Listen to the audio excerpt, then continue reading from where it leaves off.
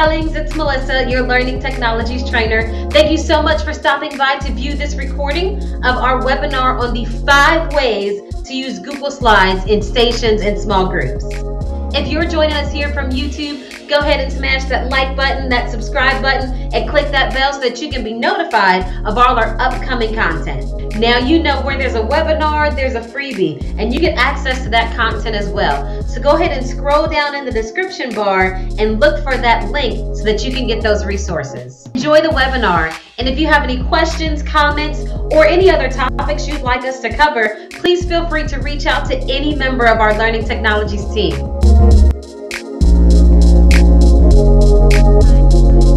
All right, so let's go ahead and get started. So here's our plan for today. As a result of this webinar, we hope that you understand the value of small groups and stations, gain insight into 5 ways you can utilize Google Slides in stations or small groups. I'm going to say those two interchangeably. Not every teacher has a station time, but may have an intervention small group or a small group opportunity in their lesson plan design. And so I'm going to use those two interchangeably. And then we also hope that you leave with ideas you can immediately use in your classroom. That is always the goal. As we learn together, how can we immediately use these ideas and resources in our classroom? And just as a reminder, this session is being recorded, so please keep your mics on mute for the benefit of those who are learning asynchronously after the webinar. So first of all, why small groups? Small groups are so powerful. They are the ideal way to address unfinished learning because they offer just-in-time as opposed to just-in-case learning opportunities targeted to the student's needs. There's tons of research, both empirical as well as teacher experiential research that shows the benefit of learning in small groups. Students also talk about how much they benefit from that intimate learning opportunity where they're able to really ask a lot of questions in small groups and really expedite their learning. So any opportunity that you have to have the students work in small groups is definitely ideal.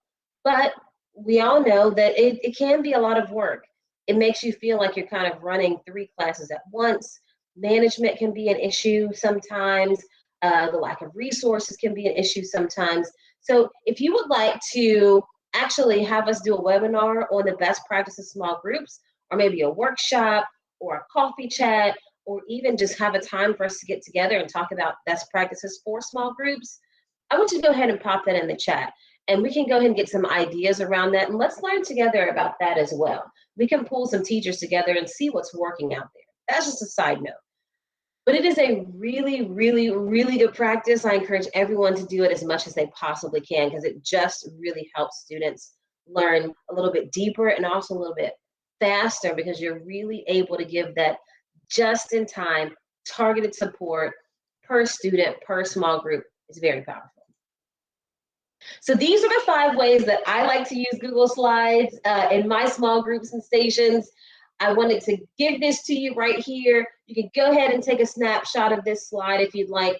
You will be emailed this slide deck at the end of the webinar, however. But if you want to take a quick photo, then you can. Interactive notes, self-grading activities, problem-solving activities, games, and movable digital activities. These are 5 ways we're going to dig into and how to use Google Slides in your small groups. Definitely not the only ways. They're just a few that I've done in my classroom that I have found very beneficial to engage students and also to save time. So Google Slides, because they're collaborative and because they're presentation software, it really helps to engage students.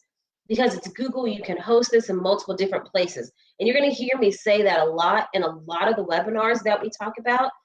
Ways for teachers to do one thing and have it post in different places, open up to different student groups, different opportunities to learn with you doing less work. So with Google Slides, you can present that in your classroom, you can share that with a small group, you can post that on your learning management system. For example, we use Schoology, and then when you change it, it changes everywhere if you have to change it. If you have to rearrange things, it rearranges them everywhere. So really using Google tools saves you tons of time. I cannot say that enough. We're teachers, we're balancing every possible plate all at once, cat in the hat style, and this really helps us to work smarter. So let's dig a little bit deeper into each of these and also see some examples. Now, again, this session is being recorded, and we also want to be able to provide the audio for teachers who may want to learn and do some PD to go. So I'll be talking through some of these examples and showing them to you. And then at the end of the webinar, we'll have some time for you to ask questions. And actually, let me take this and put it in the chat for our live participants. Put that in chat here for you. That way you are able to follow along and see some of the examples up close, but I'll talk through them for the benefit of those that are listening to us in PD to go. So the first opportunity to use Google Slides in your small groups is what I call interactive notes. And basically what I can do is I can use YouTube, I can create a video of myself, create a video, or just use a text for the students to be able to complete notes on Google Slides. For example, using text boxes for them to be able to use Google Slides to essentially complete notes without me having to guide them through those notes. I could guide them through with a YouTube video, I can guide them through with a self-created video, or I can just have them taking those notes from the text to be able to see vocabulary and understanding and examples that they can get from the text. And what makes that so powerful for me is that you can essentially be working with another group while that small group is getting those base notes. So that way you can get a little bit deeper. So those kind of routine opportunities where you want them to just document and write down some of these basic vocabulary and steps, you don't necessarily have to be there in front of them unless you're on video, guiding them through that. You can have them do that on their own through the use of Google Slides and embedded videos or embedded text. So that way it opens you up to work a little bit deeper once they come to you in a teacher station or face-to-face opportunity. Another reason why this helps is if you have students that are on extended absence, if they're on vacation, if they've been put on quarantine, or they've just been absent for any reason, then this helps for them to get access to that content, again, maybe on their own time, in a different bill, at a time that you don't have to be face-to-face with them. So here's an example here that I have on the right, and for those of you who are listening to us audio only, what we're seeing is a copy of a slide that has some students' notes on it. Now, this particular one I took straight from the iReady slides. If you're one of our K-5 teachers using iReady, these iReady slides save you tons of time. They you make your own copy, so they're editable if you want to add to them. So for example, with this slide, I actually added a video that I found on YouTube. Again, make it work for you. Do some time-saving things to help you to make sure that you're doing everything that you need to do more efficiently. So I actually found that on YouTube just by looking up iReady Grade 5 Math Lesson 8, because that's where I was at the time. And in that particular video, I liked it because the teacher on the video was actually leading and explaining the students through that portion of the notes. Now, if you want that person to be you, then you go ahead and record yourself. We have some softwares, WeVideo as well as Screencastify, that makes that process a lot easier for our particular teachers. But you can use any recording software to make your own videos if you would like. So that way it's you communicating with your students, which that's always powerful, right? But again, you don't have to be there if you're on video or find a video that helps to guide those students through. You can be working with another small group while those students are completing those notes. So that way when they come to you, you're able to dig a little bit deeper into misconceptions, into strategies. You're able to really see their work, to see which parts they maybe did not understand when they were going through the notes. You can just get deeper with them instead of doing those surface level tasks while they're in front of you. You can definitely do that in small groups. and Google Slides helps. So here's a few ideas on how to use Google Slides as interactive notes. The first idea is they can be used in small groups to present content to students who are absent, like I just mentioned. And again, this could be because they're absent and missed instruction. It could be students who need further instruction, and maybe you just want to get that information to them in a different way. But it can also be used as a pre-teach. And I really try and talk to teachers about the benefit of doing that. If you have students that traditionally struggle with mathematical ideas, or they have what I call a math phobia, every time you say math, they just kind of clam up, that's so real. If you know what you're teaching next week and can give them an opportunity to see it ahead of time, then that helps to relax them when they get to it because they already have exposure to it. And then they begin to feel like, oh, I know this. And they're not behind. They're the ones that are answering questions. And it really helps to build up their confidence in the subject as well, which actually expedites their learning because they feel you've basically poured into their sense of efficacy, which is very, very powerful. We don't do that enough. So look for opportunities for that. Another idea is that you can make these slides in the Peer Deck. Y'all know I'm a Peer Deck cheerleader. Y'all know that I absolutely love Peer Deck. It is less work. You're going to make this slide anyway. Maybe you don't want to put all of the text boxes in for the students to have to type on the Google slide. Or maybe you just want to see everybody's answer to slide 2 all at the same time instead of just seeing one student. Well, because it's on Google Slides, you can host this on Peer Deck, and that makes a lot less work for you as a teacher. And then the third idea is to consider sharing one slide deck with several students in a small group. So I could take one slide deck and share that with 4 students, and then take another slide deck and then share that with the other 4 students in group B, and then those students can complete that task collaboratively. Sorry about that. Not only does that allow the students to work together, but it also teaches them how to use collaborative software. So anytime we can teach those soft skills or those tech skills along with our content, it really helps the students to grow in the amount of tools that they can use to learn. So that is a great opportunity for them to be able to learn with collaborative software as well. So the second way that I love using Google Slides in small groups is through what I call self-grading activities. So because Google Slides has the transition feature, you can set up a slide deck to essentially hide things until students click on them. So I'm going to run through an example of what I mean, but I basically use that a lot in order to hide answers. So that way when students are in small groups, without me being there, they know if they are correct or incorrect. Now, we all know what happens sometimes is you have students in small groups doing a task, and they either have spent the entire 20 minutes not truly understanding, and then you get their recording sheet and you're like, man, they were completely off base. But it was that one thing that they didn't understand, that because there was nothing to kind of change their pathway, they just kept on and on with the misconception. Or they're knocking on your teacher station, Mr. K, can you check this, Mr. K? And that drives you nuts.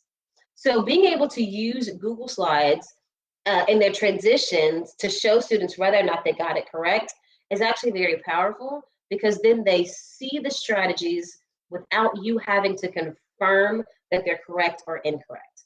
Let me show you. So here is a task that I got straight from our district adopted curriculum. This is a 7th grade task, so it would be with our Envision curriculum, and it is up here on the top. So that way, if you're one of our 6 to AGA teachers who teach Envision, you know where I got that from. But I just retyped it a little bit to make it bigger. So definitely take screenshots, use your district adopted curriculum, work smarter. You don't have to come up with these things all on your own. You can put them in here right from your adopted curriculum, right from resources you're already using. So I clicked and the task came up. Then my next click is going to give them directions. So these students are being told to order each set of cards from least to greatest, each one of these numbers. And then their next click tells them to compare their answer to your partner or team. So we got to kind of train or explain to the kids that to make sure that they've completed what's on screen before they click next. And also to be careful, because if they're just clicking and clicking and clicking, then it's gonna move the transitions faster and they're gonna see the answer. Now, depending on what kind of culture you have set up in your room, that's not the worst thing ever. I have had situations with my students where I just tell them, by the way, the answer is 5. I want you to tell me how you got there. And that's the point. And so it's okay if they see the answer first, just teach them how to go back, okay? Teach them how to advance the slide back and what to do if they get an incorrect answer. And that's completely up to you as a teacher. Me getting an incorrect answer could be me noting on my recording sheet, Ms. Kincaid, me and my group didn't understand this question. Or it could be any number of things. Maybe you have the students record themselves explaining how they got their answer, but maybe how it wasn't the one that was on the screen. So that is completely up to you too. If they use something like Flipgrid, or they have software like Video or Screencastify, or what to do if they get a wrong answer could just be raising their hand and asking you if you're not working with another small groups. That's completely okay. Okay, so after they compare their answers with their team, then I tell them, when you've decided on an answer, click to see if you're correct. Now notice, if you're here live with us or watching us on YouTube, you have things that are starting to show up on clicks. Now, I also am assuming that everyone knows how to do transitions in Google Slides. If you do not know how to do that and would like for us to do a how-to video on transitions in Google Slides, then I want you to pop that in the chat, and we'll make sure that we get together a learning opportunity for that as well, because that is so powerful, these transitions, not only in using them in small groups, but also just using in your instruction. It's kind of like back in the day where you had a piece of paper over your transparency and you just slid it down and around based on what you wanted students to see. Yeah, it's a digital way of doing that. And you can save it in a way that you couldn't save your transparency, and you can host it on your LMS, and you can email a link to your partner that works at, or your friend that works at another school and needs learning activity, and you can share it with someone who is tutoring your kids so they can see it, and you can post a link so that a small group can use it. One piece of work, different places. It's awesome. So then they finally click and then they see their answer is revealed. And again, based on how you have set up what to do if you're correct or incorrect, then that's their next step. But I really love using Google Slides in order to have those opportunities where it's immediate feedback. They immediately know what to do. And if you wanted to, you could have another kind of reveal that shows maybe steps to how you solved that problem. If you're not available, but you still want them to be able to see the steps, so that way they're able to see which one of these did I not do to where I didn't get a correct answer, then that's another option as well. Or maybe even put like a little video, like a video of you explaining the steps, a Khan Academy video, anything that you found on YouTube that may be able to help the students if they maybe don't know a pathway to get to the correct answer, or they don't know the correct strategies. That's an idea. So some ideas on how to use Google Slides as self-grading activities. Again, if you have those procedural skills that students are working on that you don't necessarily have to be in front of them for, fluency activities, kind of procedural skills where they maybe just need to be reinforced on steps that you've talked about in class, this is a good opportunity because you can hide things, you can reveal things, you can remind them of steps. You can also have students complete problems in stages and compare answers before revealing. I actually did a self-grading station with my 5th graders because they were having trouble with long division, right? Because they're 5th graders, and 5th graders tend to have problems with long divisions. Well, I used the transition to show them each step. That way on their dry erase boards, when they were doing it, they could see each step. Was this what I did first? Was this what I did next? And if it wasn't, then they were able to see step by step where they maybe made a mistake. So that way on the next problem, they didn't make that same mistake again. And then another idea that you can use is to actually take these with tutors and volunteers who may feel more comfortable with an answer key. We always have adults who are willing to help us, parent volunteers, volunteers from companies, some of our business partners, tutors, maybe a specialist that's working with them in another class. And not all of those volunteers may be comfortable with either the math that the students are learning, especially if they're older, or the strategies that you've used directly in class. Also, parents and tutors that parents have hired, maybe outside of the classroom, they may not be familiar with the steps that you have used with the students. That doesn't mean that there is not a different way for the student to complete the task, that they may be benefit from seeing another way. However, I have seen sometimes, particularly if they are adults that are not comfortable or familiar with the progression of how we teach certain algorithms, that they try and introduce an algorithm to a student before they're really ready. So being able to have these activities that transition and show them the steps as well, then it helps them to see step by step how that strategy that the student is using, so they're able to better support them on those models and strategies that they're learning in class that fit their current mathematical progression. So it also really helps with that as well. And the third way that I use Google Slides in my stations and small groups is problem solving activities. So I love task cards, because again, they are a way of doing one thing in multiple different ways. So what you're seeing here on the right, if you're here live with us or watching us on YouTube, is a set of task cards that I actually use with my students. They came with like 24 task cards. I use some of them in class. Because I told you my students needed help with long division, right? Tell them, long division.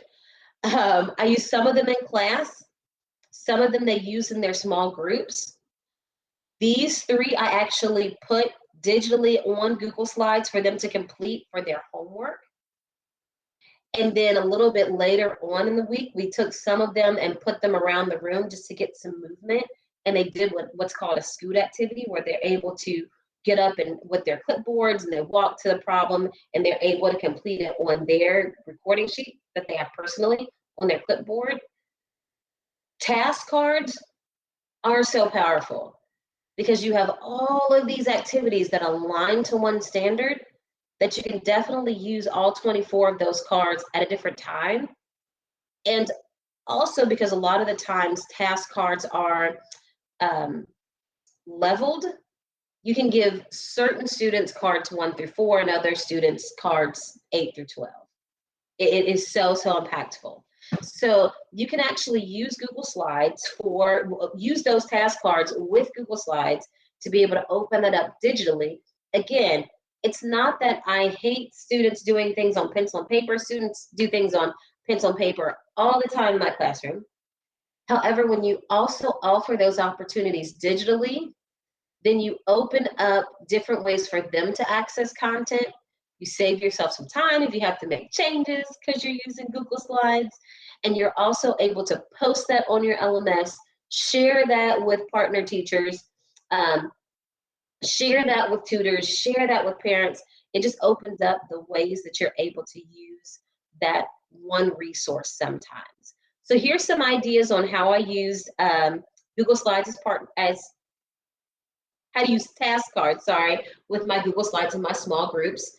Y'all know I love Pear Deck, and I only love Pear Deck because it is an interactive way for students to complete a task and for me to be able to see from them in ways that I may not be able to talk it through their work and see their steps and what they did so that I can respond to it. And since I see everyone, it's an easy way for me to see this group of students have this misconception, this group of students have this misconception, and this group of students is rocking and rolling. And then I can offer those targeted supports to those students. But by using Pear Deck, I'm able to see their work at a time that's outside of class or outside of them being there to be able to make those instructional decisions. So you can use Pear Deck for students to complete the task cards digitally, because Pear Deck is seamless with Google Slides. Then you can put the task cards on Google Slides to offer a differentiated learning environment. I love small groups. I love students being able to work collaboratively, but we all know sometimes we have a student, because we're like that sometimes as well, that's just not their day to work in groups. Their body is just not in the mood or able to deal with other humans. We have all been there. Some days you're just not on it. If you have your task cards on Google Slides, then you can give that student a device and allow them to work privately in an area to where they can concentrate, because that's what their body is telling them to do that day. And I actually highly encourage teachers to offer that opportunity to students. I told my students all the time to be very aware of their bodies and to be very mindful and honest with me about those times. So if you were in my classroom last year, you may have seen students just get up and go to a corner, and you may have wondered what happened. Well, that was because their body was telling them the people around them were not good for their learning at that time. So they removed themselves from a negative environment. Being able to have this task digitally where they can remove themselves with their device, if you're comfortable with that and you have established that in your classroom, is very powerful. And you don't have to do anything else, because you use Google Slides. You're going to give them that link, or you're going to put it on your learning management system, and it's going to be easy. So that is definitely another idea. And then you can use Google Slides to differentiate task cards among small groups. You take all of your task cards, you put them on a slide deck, and then you copy that slides and you delete slides 8 through 24, and that is group A's task cards. And then you copy that again and you delete everything except questions 8 through 12, and then that's the next group. Again, you have all of those slides. It's super easy to just delete what you don't want to give students on that time. Present just that 1 or 2 slides if you're using them for warm-up. Google Slides really makes things easy because they're so easy to copy and delete and add and duplicate. So it makes your life a whole lot easier, and it's just less work on you to be able to differentiate one task. And then lastly, you can use Google Slides, allows you to edit the cards easily. If you decided, for example, with this example, my students aren't ready for a 2-digit divisor, maybe I just want a 1-digit divisor, you can edit that super quickly by just editing it and representing it. It just makes life a whole lot easier. You change it right there. You don't have to worry about, I've already made copies and now I have to change it on all 25 copies that I've made. You gotta do that. You just change it on one slide. So it does help your work to be a little bit more efficient, which is always the goal, because we're teachers and we have busy lives, and we also have a life outside of school that we want to make sure that we have time for. Oh, so freebie time. I want to offer everyone, y'all know me, if you come to a webinar with me, you're going to get a freebie. I believe very strongly, that we are our best resource and we need to work together. So I want to be able to offer some things to teachers to help them really utilize the task or the strategies that we talk about in webinars, so that way you can see, if I implement this well and I had what I needed, is this really a strategy that helps my kids in my classroom? So when you get this slide deck, and you actually already have it, you can just click on it if you're here in the live webinar. I'm going to give you a recording sheet for task cards. There are so many places to get task cards. It is absolutely unreal. You can use Teachers Pay Teachers if you would like that. You have to be very careful with Teachers Pay Teachers. I often click the free button, not because I don't trust the teacher authors. I completely do, but I don't like the buy it before you try it mentality of teachers pay teachers sometimes. If it's an author that I've seen their stuff and I trust that I may purchase it, but I look for a lot of free things on teachers pay teachers, because if it isn't what I'm looking for, I don't want to have already paid for it. That's just me. But there are task cards on Teachers Pay Teachers. You can also just do a Google search, long division task cards, free. It'll give you some free options. You can also take your worksheets and make them into task cards. You pull up a worksheet that's provided from your district curriculum. You take a screenshot of number 1, that's task card 1. You take a screenshot for number 2, that's task card 2. Take it, so super easy. And if you want us to do a how-to video on how that breaks down, please pop that in the chat. I'm more than willing to do that. But I'm telling you, that video would be like 2 to 5 minutes, because it is that easy. And once you make them into task cards, then you can use them in so many different areas, and it changes your life, I'm telling you.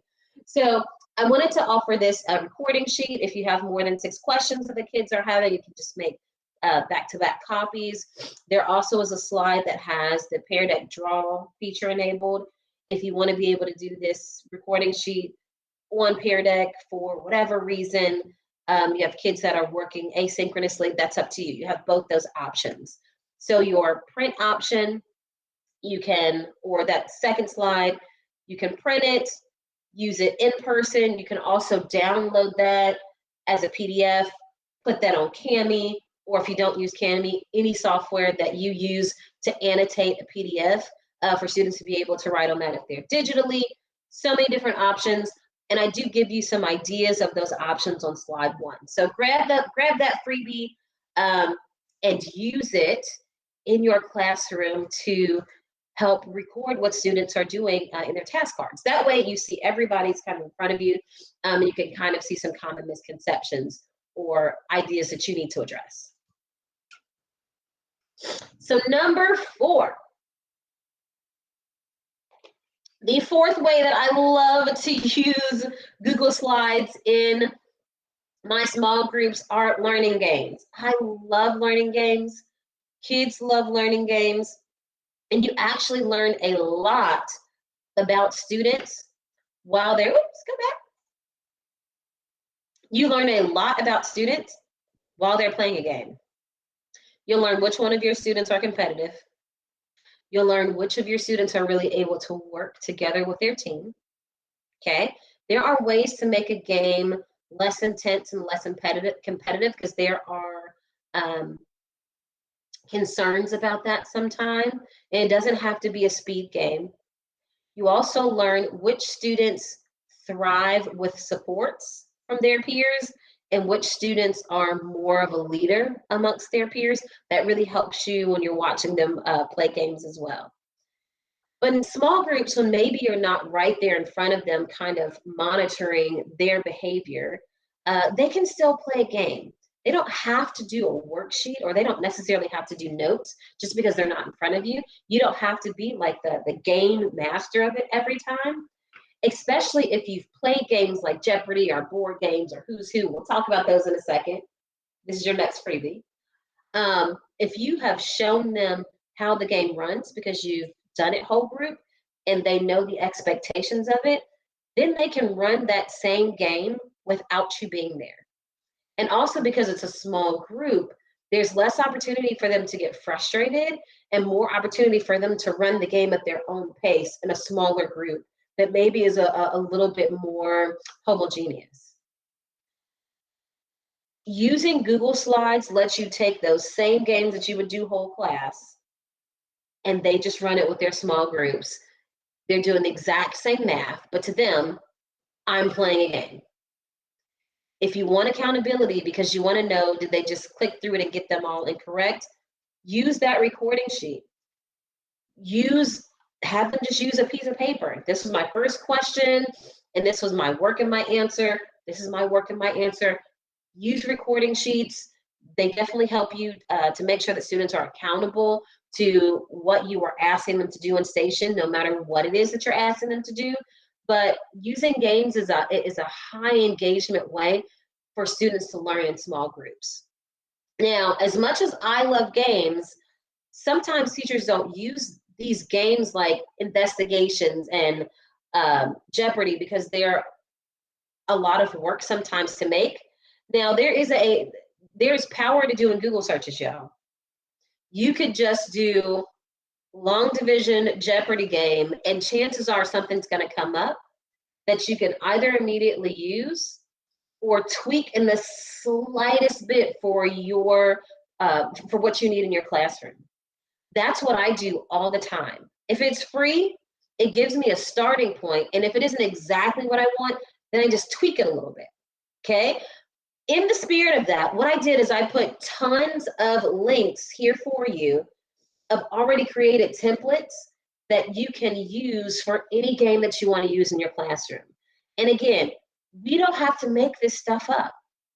Take a worksheet, example problems, anything from your district approved curriculum, and host it in a game. Take a screenshot of those things or refer students back to their textbook. That's another idea as well. If you want that to be in their workbook, that first Jeopardy question could be complete number 3 on page 24. They go back to their workbook, they complete that there. Because it's Jeopardy, they're going to be able to get that immediate feedback to see whether or not they were correct. But then you can go back into their workbook to see their work. Accountability, it's right there in front of them. They've played a game with them, which was more engaging, but it's in their workbook, so they're able to look back at that example even in a way that they wouldn't if you were just presenting the game whole class. So let's click through some of these links. Let me just show you some of the resources that I have here for you. It's a toolbox. You can use whichever one you feel is going to engage you or your students. I love Jeopardy. None of my students have probably actually watched the game of Jeopardy like I have. But they all know what Jeopardy is because they have played it at some point in time in a class. But I love Jeopardy. So here is some, it is a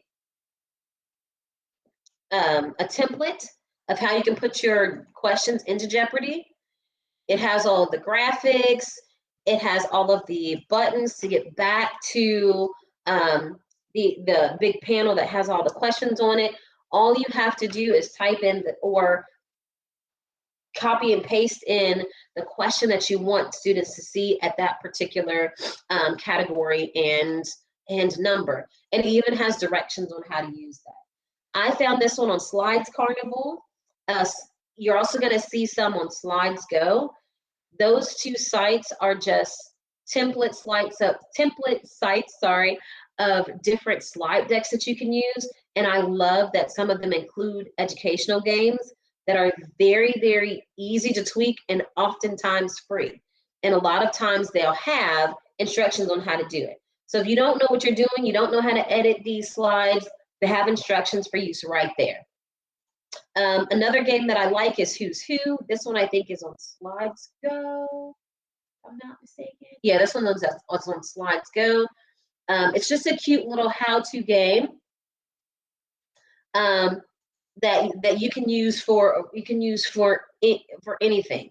They give you some characteristics, and then you have to decide, is that this or that? Now, if the students are learning animals, you may want to use this exactly how it is, but you can tweak this for your content area. I could do a fact matchup on quadrilaterals. I have 2 pairs of parallel sides. I have 4 right angles. I have this, I have that. Am I a rectangle or a trapezoid?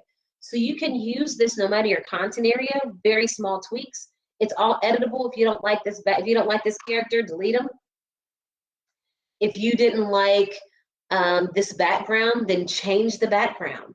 But the setup, all of those little tiny things of getting back to and checking what's right and what's wrong is already set up for you. You just make small tweaks. I also love board games. I love board games. I found this digital board game and I loved it. It has all different slides on it. It even has the pieces up here where the students can move their piece to where they're, oops. Sorry, it's moving on me. It has little pieces up here where the students can move their piece to whatever spot that they're on. pieces already embedded.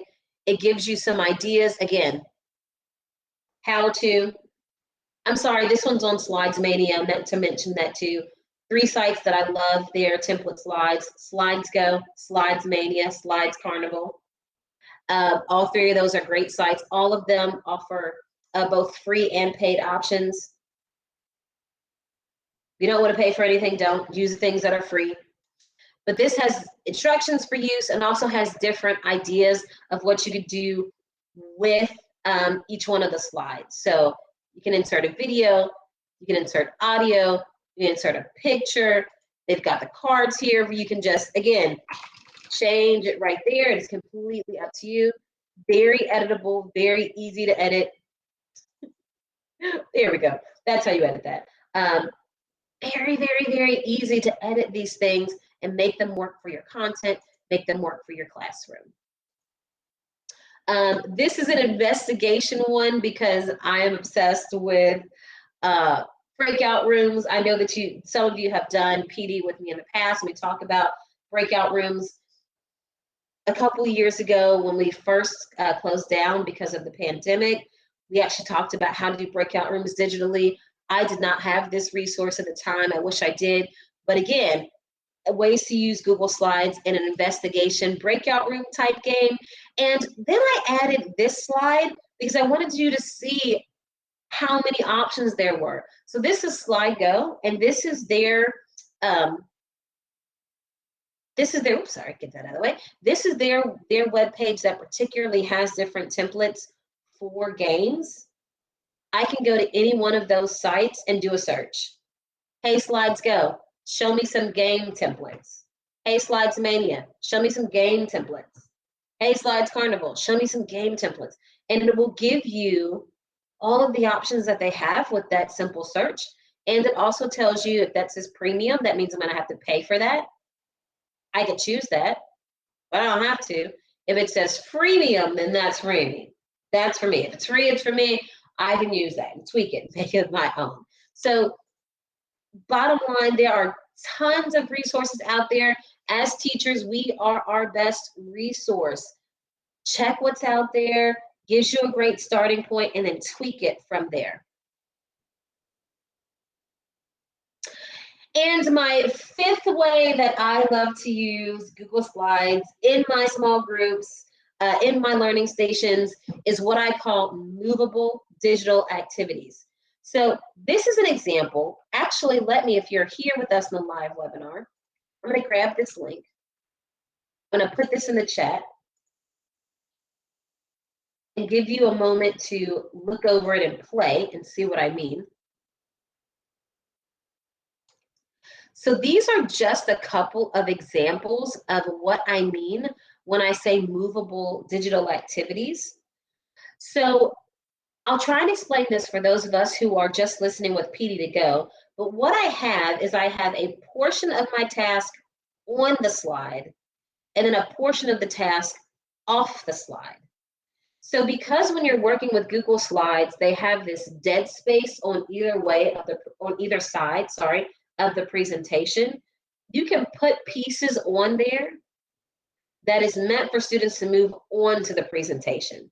So this first example is for our primary learners, and they are looking for friends of 10.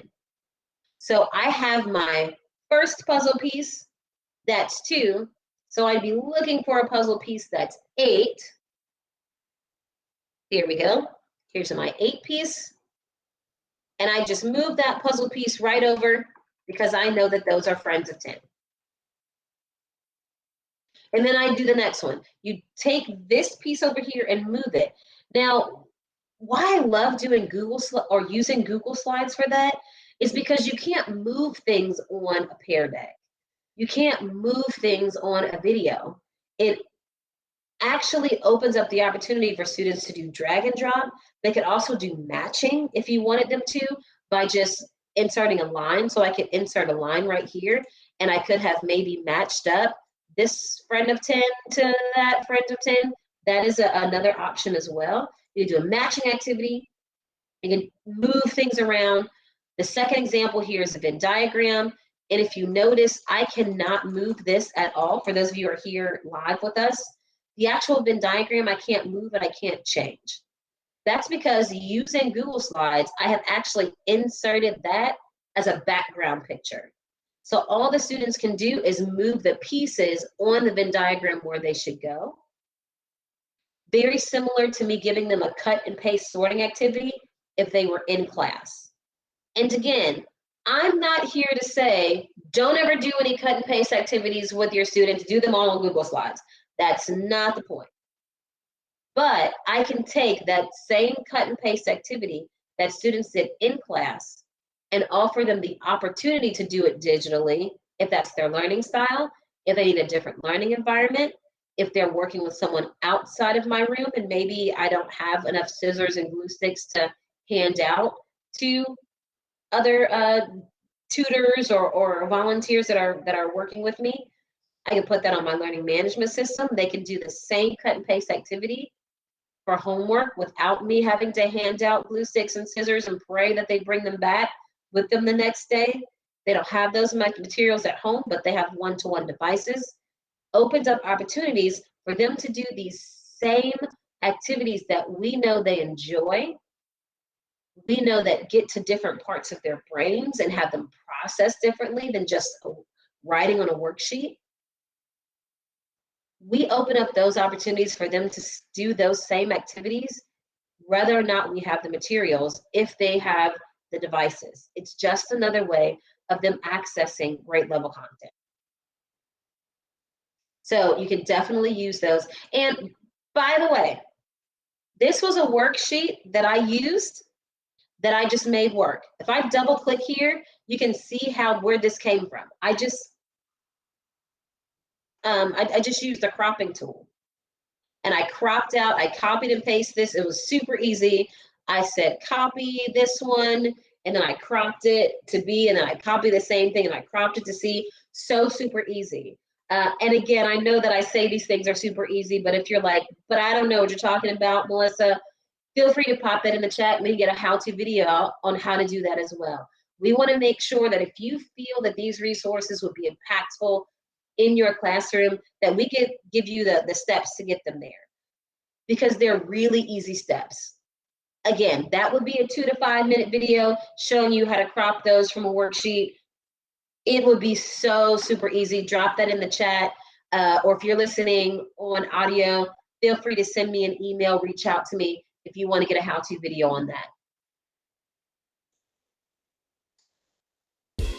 So those were our 5 activities. I hope that you really, really enjoyed them. We're going to go ahead and stop our recording now if you're watching us on YouTube, or if you are listening to us on PD2Go. We thank you so much for coming with us. If you have any questions, comments, feel free to email out to me. Drop questions down in the comments. We'll make sure that we get you everything that you need. Thanks so much for coming to learn with us. And until we meet again, always keep growing.